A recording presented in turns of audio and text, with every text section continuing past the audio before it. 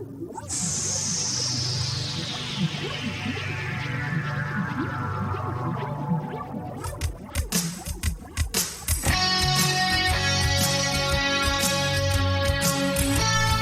hey everybody, welcome to another edition of The Journey of Hope. Glad you could be with us today. The Journey of Hope is a podcast that's especially designed to address the issues that men and women face after incarceration. We're going to talk about something that's a little bit different today. If you have children around, you probably don't want them to be listening to this particular podcast. We're going to be talking about sexual addictions and the results of them and how to get help for that. And we're going to be back with that right after this. I'm Rodney Mathers, and you're on The Journey of Hope.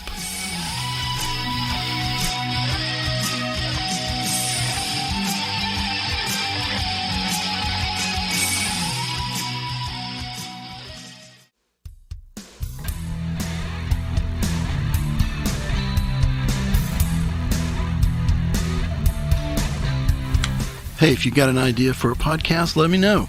If you've got a guest that you think would be someone good to be on the podcast to help us with our reintegration, let me know that.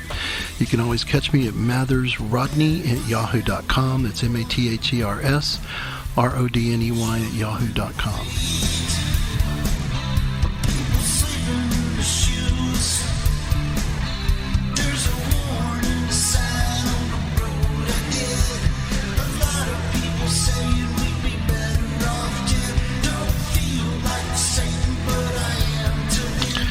Hey everybody, welcome back. We're going to be talking about sexual addictions today. And we're going to be talking about this because it's become a prevalent problem in our society from what I'm reading. And I've done quite a bit of research on this stuff, lots of stats and so forth. And here are some of the things that I have learned, and it is incredible. For example, there are 40 million Americans who view regularly porn on the internet. 35% of all downloads are related to porn. 12% of all web pages are porn. 5 to 8% of the population has a sex addiction, and much of that can be attributed to the internet. 28,258 people are watching porn every second. $3,075.64 is being spent on porn every second. 372 people are typing the word adult into a search engine every second. I think I already mentioned this one, that 40 million Americans regularly visit a porn site. 70% of men age 18 to 74 visit a porn site once a month. 1/3 of all women watch porn. 92% of boys and 62% of girls seen porn before they turn 18. There are 4.2 million porn sites on the internet, which accounts for 420 million actual pages. 68 million porn searches daily on the internet. That's daily, 68 million. 42.7% of internet viewers admit to viewing porn. Monthly visits worldwide are 72 million. Okay, I think you get the idea. This is when I say it's a prevalent problem, it is, and I do categorize it as a problem. Let's talk a little bit about the effects of porn. One of the things that it does is it causes objectification, which is not healthy. It also increases sex-based crimes. It distorts people's perception of sexuality.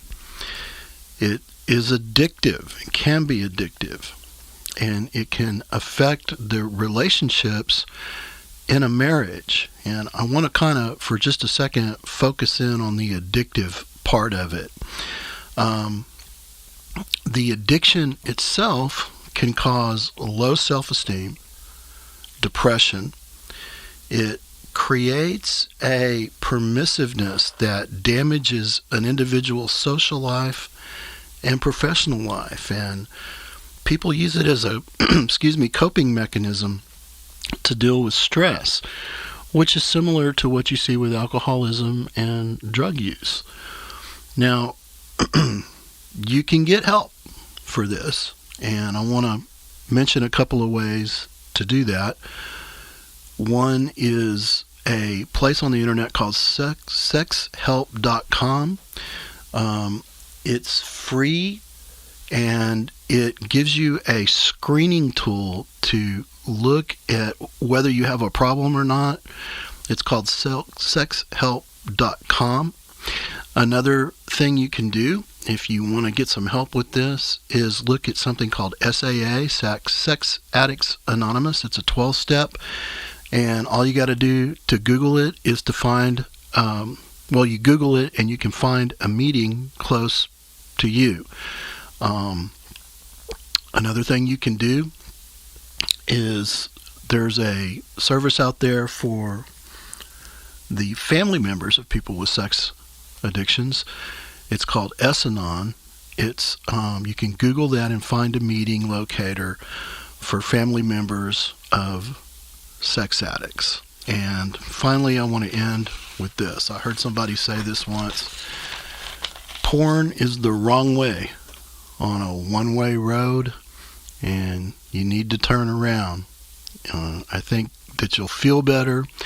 You'll be happier with yourself and with your life. And like I say, it's a one-way road. You don't want to go down that road. I want to just briefly mention that I got this information and these statistics just from Googling things on the internet and taking a look at what's out there. Citing sources. I really don't see the point in it. If you Google any of this, you'll find that these numbers are pretty consistent throughout the internet. And I hope that if you have this kind of a problem, that you'll use one of these services that I mentioned, and I'll put the links up when I post the podcast. Okay, I hope that helps some people. We'll be right back after this.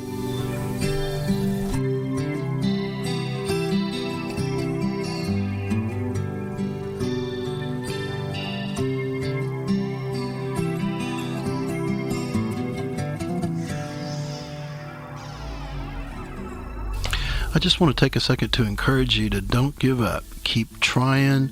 You can get there. We're all going to get there. We're going to make things better. We're going to reverse the path that we started when we did whatever it was we did that landed us in prison. We don't want to ever do that again. And it's within you to get things going in the right direction. So keep your chin up and keep going.